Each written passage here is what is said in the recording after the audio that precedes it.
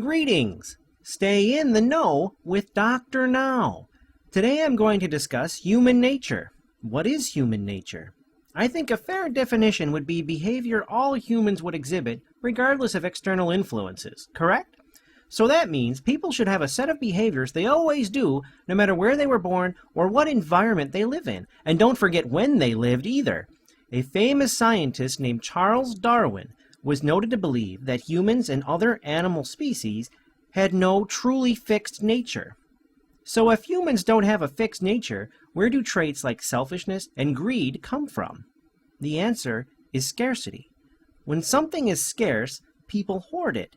Other people are left without it. And the people holding on to the scarce resource have all the power.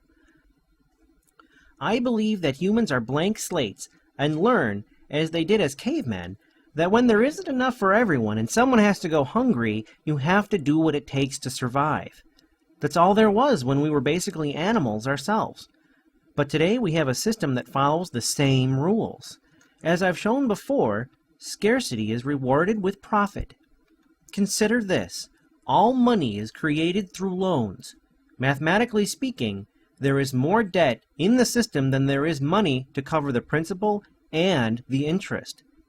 So today, instead of clubs and lion meat, we have interest and money. You cannot eat without money. You cannot live in a shelter without money. Currently, we can't even be sure we drink clean water without money.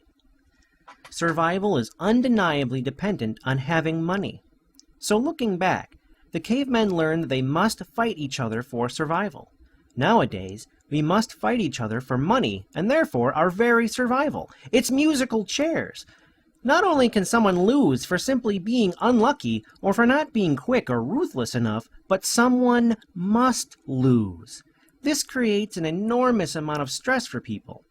They must compete and work against other people to make sure they make enough money to survive. This is the reason people feel outraged when they think someone else is getting a free ride from their hard work.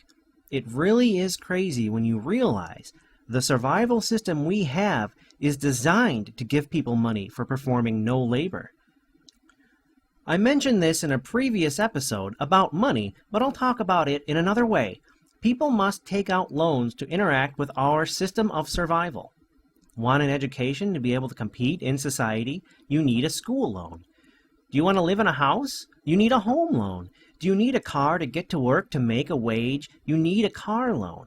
Now, of course, if you were already wealthy, you wouldn't need a loan, and you would actually pay less for all these things, because you wouldn't have to pay back any interest.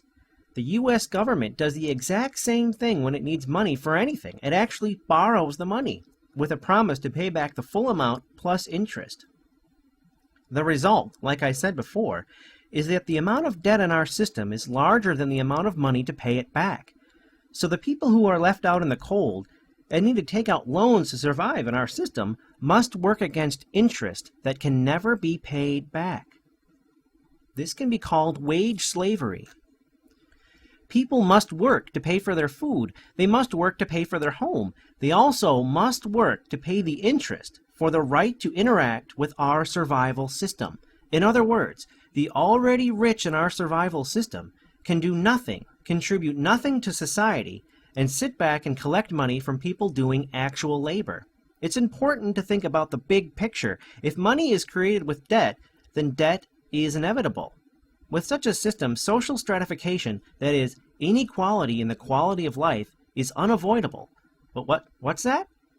What does this have to do with human nature? Well, I thought I made that clear. If we live in a survival system that is built on greed and personal profit, we turn out just like Pavlov's dog, but we are rewarded for being selfish and greedy.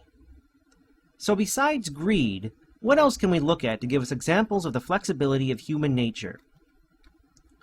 If a 100% Korean child is put up for adoption and adopted by parents in America and raised in the classical, good old American way, the human child will learn to speak, dress, eat, act, and think like an American. And don't forget the common American tradition of parents arguing about money. Of course, in either culture, the child would experience scarcity. This holds true for any culture. A human child of any ethnicity raised by any culture will exhibit all the traits inherent to that culture. How's that for human flexibility? There's one more thing I wanted to talk about before I go. They say alcoholism is genetic, or it's just that addictive behavior is. The habit may be observed as a child, but for the sake of argument, let's say alcoholism can be hardwired into humans through their genes. There's this program called Alcoholics Anonymous, where people learn the reasons why they drink and discover the courage to change their behavior to something that is more healthy for them and their family and friends. So the bottom line is, if humans are hardwired with this or that tendency, it's still a matter of education and choice. If you want to discuss this topic and many others, check out the Zeitgeist Movement at thezeitgeistmovement.com. Thanks for watching!